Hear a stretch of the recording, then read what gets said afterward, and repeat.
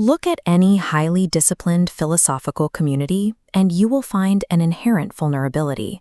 Even rigid institutions can fracture over a single ideology.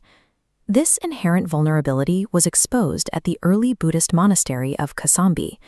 A severe factional schism tore through the monastic order, triggered by an argument over a seemingly minor disciplinary rule. The institutional crisis reached such an impasse that even the Buddha, acting as the ultimate arbitrator, failed to resolve it. He gave the monks multiple parables on the dangers of hatred, but they continued to quarrel. His response to this failure was to abandon the community entirely. He left the monastery and retreated into the forest alone. Modern perceptions often frame Buddhism as a tranquil philosophy of peace, yet the historical record reveals a total breakdown of internal mediation. The Kosambi incident demonstrates that the Buddhist framework for conflict resolution rejects the direct arbitration of surface-level grievances. Lasting resolution instead requires two forces: structural socio-economic pressure and a radical cognitive realignment.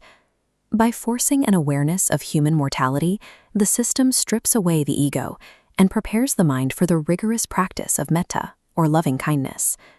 To understand why this specific dispute is giving such weight, we can examine the geographical distribution of early Buddhist suttas across ancient India.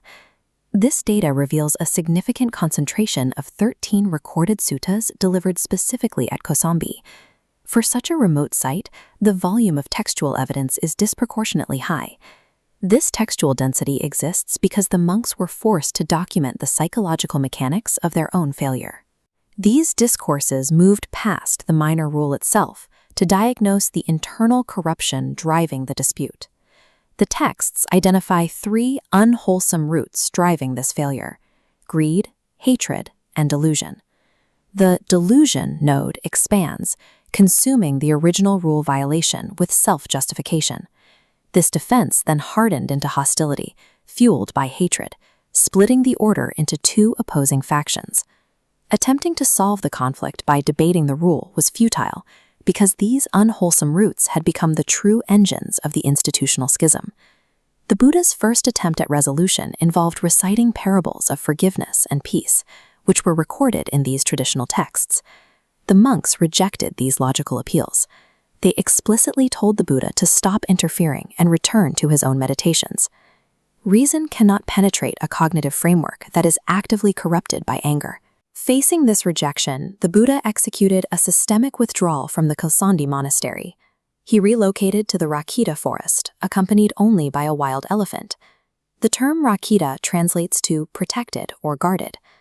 This physical isolation was a macro-level reflection of the micro-level mental detachment required in samatha meditation. By moving to the forest, the Buddha guarded his own mind from the toxic environment of the monastery. When rational arbitration fails against entrenched ego, the arbitrator must remove their authority from the system entirely to force a crisis.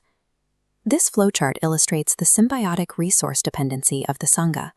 The monks provide spiritual guidance to the community, and in exchange, the lay disciples provide the monks with material support and food.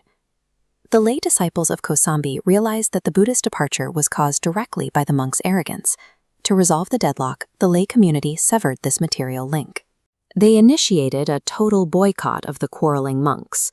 This structural intervention resulted in immediate material hardship. Without alms, the monks' factional stalemate collapsed under the weight of starvation. The crisis forced the monks to travel and seek reconciliation with the Buddha. Upon their return, the Buddha explicitly refused to discuss the original rule. Instead, he forced them to confront their underlying ontological framework. He delivered the pivot found in Dhammapada Verse 6. Those who understand this, that we must perish, their quarrels are allayed. Acknowledging death allays these quarrels, shifting the focus from temporary ego positions to the finality of the human condition. Shattering the ego through mortality awareness is merely a prerequisite. It clears the psychological ground for an active reconstruction of the community.